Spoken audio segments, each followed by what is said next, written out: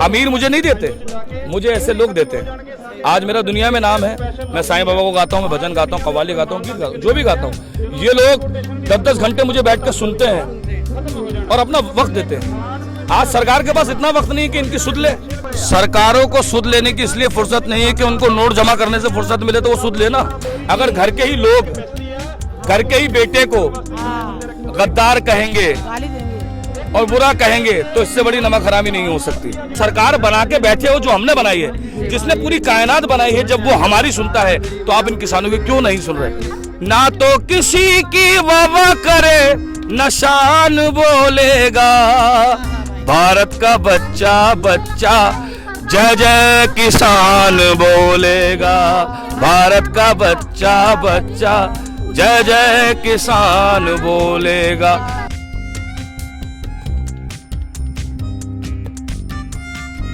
सड़कों पर है और सत्ता सुनने के लिए तैयार नहीं है, लेकिन खुदा की बात करें तो खुदा के करीब सूफी संगीत हमें पहुंचाता है।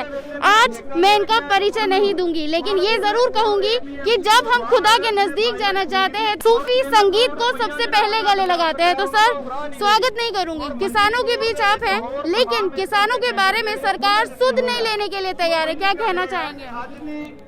मैं ये कहना चाहूँगा चैनल के माध्यम से, सरकारों को सुध लेने की इसलिए फुर्सत नहीं है कि उनको नोट जमा करने से फुर्सत मिले तो वो सुध लेना।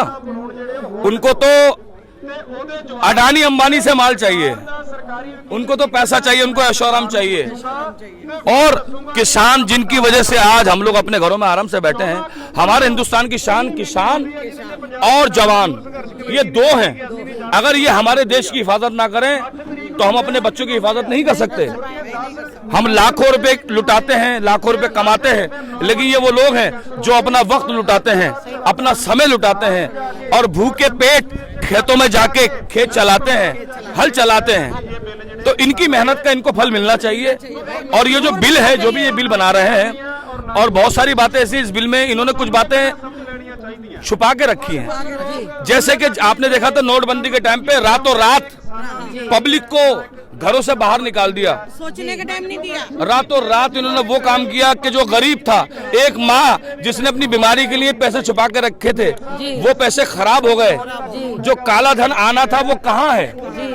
कहने से काला धन नहीं आता, बताओ तो सही। ये भाई मोदी को कोई पूछने वाला नहीं है ना, वो कोई सा भी हो, वो चाहे मोदी जी हो या कोई भी सरकार हो, अगर ये सरकार कर रही है, अगर आने वाली सरकार भी करेगी तो हम उसके भी खिलाफ है। खिलाफ है जी, खिलाफ सारी बहनें। सरकार तो कोई सी भी हो, अगर वो हमारे किसान भाइयों का, हमारे भाई बहनों का, हमारे परिवार को भूखा मारेगी तो हमें ऐसी सरकार नहीं चाहिए, हमें नहीं चाहिए ऐसी सरकार। लेकिन सरकार का सीधा ये कहना है कि सरकार इस वक्त जो किसान है वो नक्सली हो गया है, आतंकी हो गया है, विपक्ष का एक हथियार हो गया है, लेकिन जो किसान है वो कुछ और कह रहा है, क्या कहेंगे इस पर? मैं भी न्यूज देखता हूँ और सुबह शाम आजकल यही चल रहा है। एक्चुअली क्या है कि जो लोगों ने एक मोटिव बना रखा ना, नक्सली हो गया है, ये उग्रवादी या जो भी कुछ कह रहे हैं, खैर ये लफ्ज तो मैं बोल भी नहीं सकता।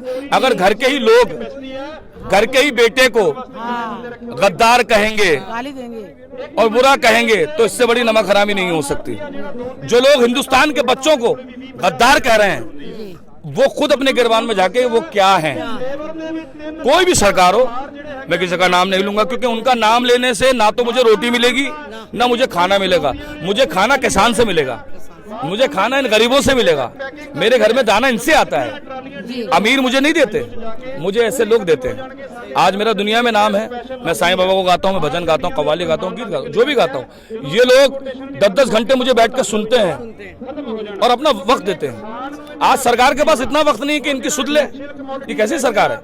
हमने सरकार बनाई है तो सरकार को भी हमारी बात सुननी चाहिए। लेकिन ये सरकार तो तानाशाह की तरफ आगे बढ़ रही है और जब भी बात करने की कोशिश करते हैं, अब मैं यहाँ पे कहूँगी जितने कानून लाए, आपने नोटबंदी का नाम लिया, आपने CNRC, तमाम ऐसे कानून थे जो लाए गए, उस पर बर्बरता की गई, लेकिन उसे वापस नहीं लिया गया।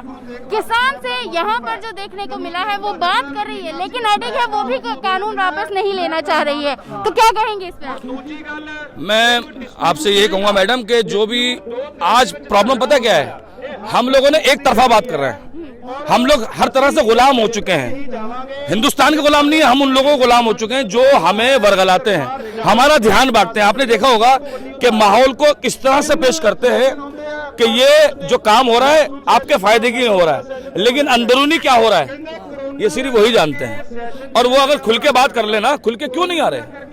ये जो पब्लिक बैठी है, इतने सारे लाखों किसान घर से बाहर हैं, आप भी तो बाहर आइए ना, क्यों नहीं आ रहे? जिनकी वजह से आप जीते हो, जिनकी वजह से आपको इतना बहुमत मिला है, अगर वही परेशान है तो आपकी हुकूमत का कोई फायदा नहीं। मेरा एक सवाल किसान आंदोलन से जुड़ा हुआ नहीं है। मैं ये जानना चाहती हूँ कि आप खुदा की इबादत करते हैं, लाखों करोड़ों लोग आपको सुनते हैं, हम जैसे लोग आपके मुरीद हो जाते हैं जिस वक्त हम आपको सुनते हैं, तो आपको तो सड़कों पर आने की जरूरत ही नहीं थी। क्यों महसूस हुआ कि आपको सड़कों पर आना चाहिए? देखिए, मैं बताऊं, जब घर में खाना नहीं होता ना तो आदमी घर से बाहर निकलता कमाने के लिए, और जब बाहर ही कमाई ना हो तो आदमी कहाँ जाएगा? हम दरबारों में जाते हैं मन्नतें मांगने, मंदिर में, गुरुद्वारे में, चर्च में, दरगाहों में, किस लिए जाते हैं? कि हमारा एक काम हो जाए। और वो फकीर हमारी बात सुन लेते हैं। अगर वो सुन लेते हैं, वो वली सुन लेते हैं, वो सूफी संत सुन लेते हैं, तो आप उनसे बड़े तो नहीं हो। जब वो सुन लेते हैं तो आप भी तो उनकी सुनो। जब इतने बड़े वली, भगवान, ईश्वर सुन रहे हम गुलामों की, तो तुम तो सरकार बना के बैठे हो जो हमने बनाई है, जिसने पूरी कायनात बनाई है। जब वो हमारी सुनता है तो आप इन किसानों की क्यों नहीं सुन रहे? आपकी आंखों को देखकर समझ में आ रहा है कि आप महसूस कर रहे हैं यहाँ पर किसानों के उस दर्द को। बहुत दुख होता है, लेकिन जितने दिन से किसानों को देख रहा हूँ, हर मोमेंट पे मेरे आंसू आ रहे हैं। उसकी वजह ये नहीं है कि मैं फनकार हूँ, इसलिए नहीं, मैं एक इंसान हूँ। क्योंकि मैं जब इनकी तकलीफ देखता हूँ, रातों को खड़े में सर्दी में, आप सोचो, अगर किसी माँ का बच्चा सर्दी में ठिठर रहा है ना, उसकी माँ को कितनी तकलीफ होती है। तो भारत माँ को कितनी तकलीफ हो रही होगी उस किसान के लिए, कि जिसने अपने आप को, अपनी माँ के लिए पूरी रात अपने आप को परेशान कर रहे हैं। इतने दिन से बैठे हुए हैं, उनसे बोलिए कि आप 2 दिन बाहर ऐसे रहें, आइए ना, तब हम माने। सरकार बनाने से कुछ नहीं होता, सरकार चलाने से होता है।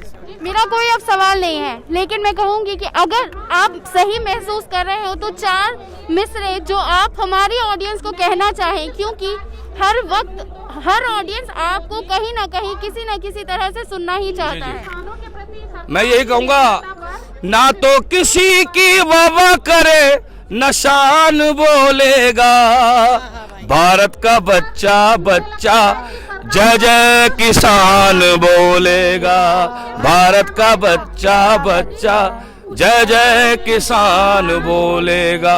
और जितने भी लोग मुझे मीडिया में देख रहे हैं, मैं उनसे ये कहूँगा कि प्लीज़ आप लोग अपने माइंड को सही रखिए, क्योंकि ये जो माहौल चल रहा है, आने वाले वक्त में आपको इन चीज़ों का बहुत नुकसान होगा। अगर आज भी इनकी बात को हमने मान लिया तो कल एक ऐसा वक्त आएगा तुम्हारी कोई बात नहीं मानी जाएगी।